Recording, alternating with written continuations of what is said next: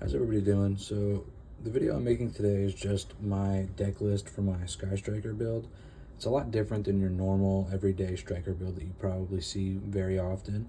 I run a couple different cards in there that are not typically in a Sky Striker deck, but they work very well. The deck is very consistent, it's very fun, and it's just overall a very strong deck. But let's jump into it here. We'll start off with the monsters. And it starts off very standard with your 3 Ray and 1 Rose. That's your standard Striker core right there for your monsters. And I also run 1 Ghost Belle, 3 Ash Blossom, and 1 Droll Lockbird. I might up the Droll Lockbird. It's just, you kind of need it in today's Yu-Gi-Oh game with all the drawing and everything that's going on. But that's it for the monsters. I'm going to jump over to the spells here. Now, if you know Sky Strikers, there is a lot of spells in this deck, so just bear with me. I run 2 Engage. I wish you could run 3, but you can't, sadly. And then 3 Widow Anchor, which is probably one of the best spells in the deck aside from Engage. 3 Shark Cannon. A lot of people only run 2, maybe 1, but I like having the 3 in there. Works out very well. 3 Afterburner. 2 Jamming Waves. Now, a lot of people don't run Jamming Waves, and that's totally fine, but in my opinion, it's such a good card, and it's back row and front row removal, you know? Works out well for me, I like it. 1 Hornet Drone. 1 Area Zero. 1 Multi-Roll. I do 1 Linkage. A lot of people run 3. I'm not really too big of an OTK person. You know, if the opportunity does present itself, then I will try and OTK, but it's not something that I'm shooting for. 2 Lightning Storm. 1 Forbidden Droplet. Rhoda. Monster Reborn. Called by the Grave is definitely, you know, it's a must in today's Yu-Gi-Oh game. Now, what sets my build apart from a lot of other Sky Striker decks is I run a Bamboo engine.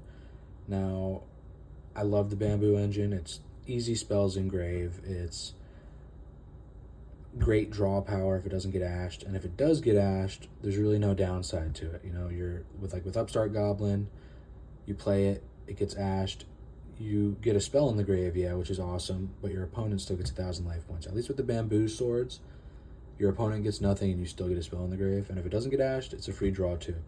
So I run 1 Broken Bamboo, 3 Cursed Bamboo, and 3 Golden Bamboo. There's also a lot of other things that you can do with the Bamboo swords, which I won't get into it right now. It'll just make the video unnecessarily long. But, you know, maybe I'll make another video of some Bamboo sword combos. But that's it for the spells. And then for traps, I just run 1 Impermanence.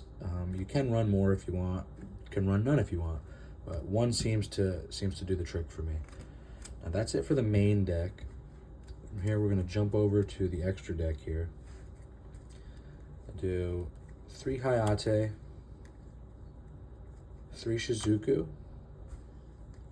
I run 2 Kaina. Now, a lot of people only run 1, or maybe they might not run Kaina at all, but she comes in handy, man, and she's an awesome card, you know. I definitely recommend at least running 1. You don't have to run 2.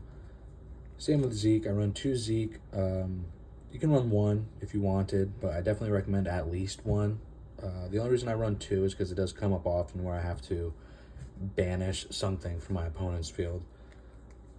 And very standard, obviously, your 3 Kigari, one of the best monsters in the entire deck, just because you could recycle your, you know, recycle Linkage if you wanted to go for your OTK, or recycle your Engage. So definitely want to run 3 Kigari. I do 1 Azalea. Now, she doesn't come up too often, but when she does, it's a total game changer. She's an awesome card. I'm also very excited for a bunch of the new support that we're going to be getting. Not a bunch, but, you know, like Camilla is going to be an awesome addition. But she's going to replace the 15th card that I have here, which I fought myself tooth and nail trying to decide what I wanted to run. I ended up going Nightmare Unicorn. Nightmare Unicorn is a good card. It's a Link 3, so it's a little bit harder to get out on the field with strikers rather than, Nightmare Phoenix, which I might replace Unicorn with.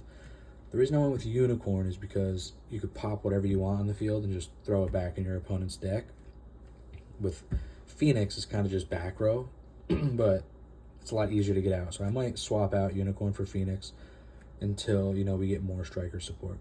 But that is my striker build, and I hope you guys enjoyed it. Give it a try. Have a good one.